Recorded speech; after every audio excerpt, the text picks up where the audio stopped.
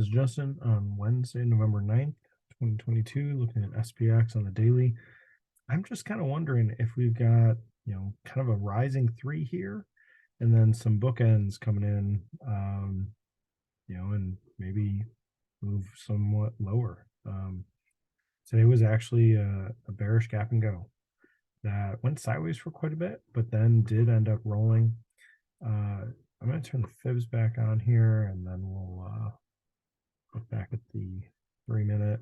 So the fibs were kind of making this a little bit range bound for the within the opening range here, and then put in a really nice hammer, bounced almost back up to this level, and then came back down and then broke down. Didn't even get a good retest, but did actually just kind of continue. The other thing I was noticing is the angle down looks somewhat familiar. So I tried to do, I kind of repeat that here. What I was just doing to look this over myself. I'm going to duplicate that, drag that angle. That's that purple angle that I've had on some other videos. That's not what I wanted to do. Let's try that again. There we go. Now I got it. I drop it on today. We'll go back into the 3-minute. And I kind of ended up with yesterday's close. Spin it to the right. And yeah, this kind of looks like we're headed down at a very similar angle to the angle we've seen before, this purple downtrend angle. So we'll see if that plays out into tomorrow if we bump our heads against it. But it is an angle that we've had on here before. We got pretty close here, pushed through a little bit here, bumped up against it here, here, pretty close here. So I'd say this is pretty good approximation of just the downtrend that we're seeing today. So take that for what it is. But yeah, go back and watch some older videos. I will open up the specs here. So here's what's drawn right now on the screen. I moved it to today, so you can just set it up the exact times and numbers and get the same angle. So go ahead and pause the video if you want to grab that.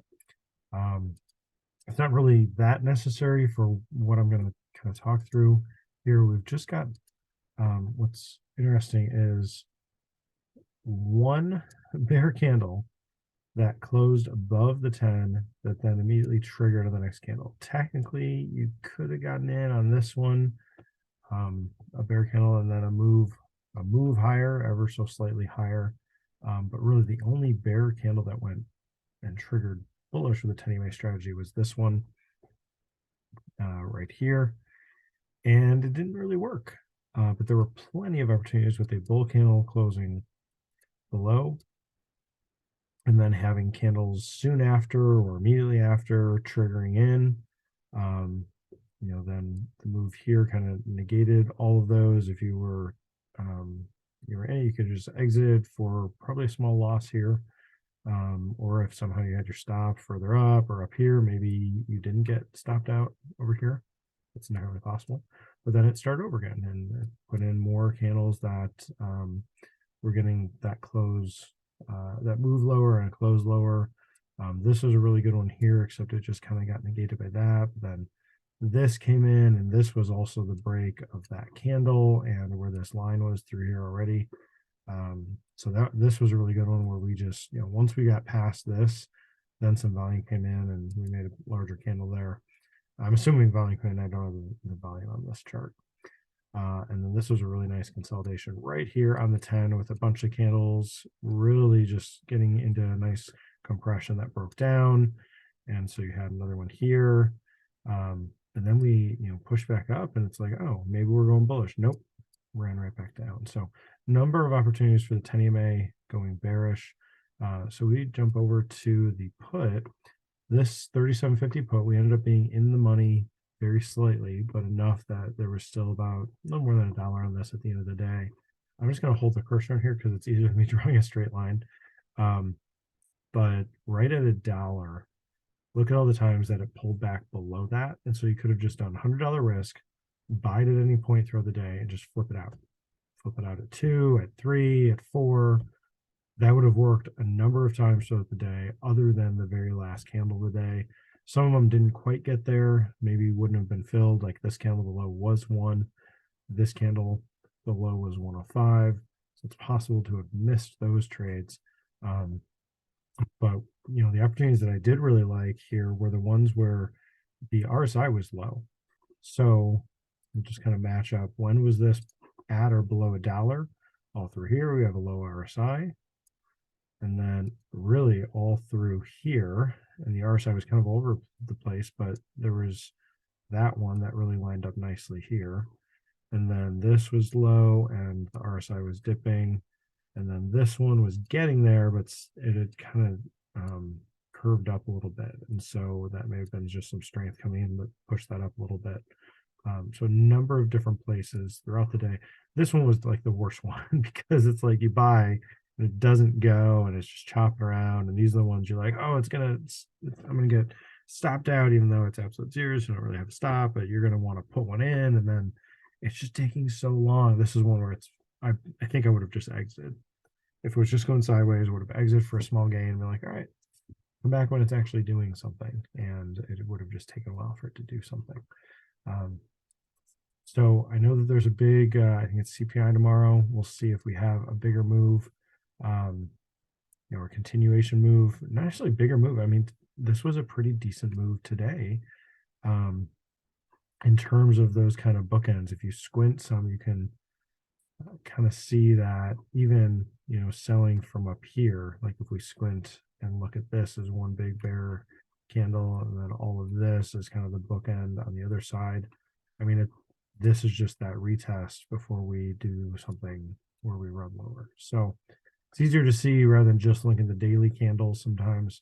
But I think there is a really good chance that we'll do something like this, push into these lows or past them. I don't know. If we do have some sort of a gap down into potential support, I think we'll still push below it. If all this momentum stays true. The other thing that this does look like is a much steeper angle like this, which is a wedge. So if somehow we do gap up, that may trigger us a wedge sort of pattern where it's breaking out, retest, and head back up. That's the other thing that happened with a wedge. You can kind of see, like, this is just making things work, but you can kind of see like this. I just would have wanted more than just 1 point, because obviously I'm just connecting 2 points here, and that's not really the intention. It's kind of doing the same thing here with 1 point, and then you kind of have a couple here, but it's right at the end of the day, like where is it going to get? Is it really going to push down with that much time? It could, but it's less likely for that to happen anyway. So I think there's that kind of opportunity that something may move more just because of this compression we've got, either with a wedge going bullish, or with CPI going causing a gap down, opening somewhere, probably still, hopefully still in this range, and then pushing below and retesting. If we're even below this or below this, watch out, because we've only got one bear candle in on us now, and I think there's a good opportunity we could put in a bunch more if we do really get below some of these and clear that. It'll be another significant gap right through this area where we had, gapping before from, kind of over here, and then the other reversal one. We wouldn't get another item reversal here if it did that, but just to kind of keep this in mind, I can extend this back out. So I moved it back out of the way. I'll put it for a few more days. We'll see. Let's see, the 11th is Friday. Let me go into next week. We'll just have it on here and see, do we gap below this level? Where is that? That's the same, this exact range here. So, what are we going to do in this area? Are we going to come right into it and bounce? Is this going to become support? I think because we pushed through this the other day here and recovered, there's a good chance we push down again, trap a bunch of bears, and then recover. I don't know that the recovery will be this strong or necessarily even this strong. but I think there'll be a kind of a fake out in either direction before we finally pick a direction. Don't know what that's going to be. We'll see how the charts set up for swing trading opportunities. So hope this helps. This is Justin. Thanks.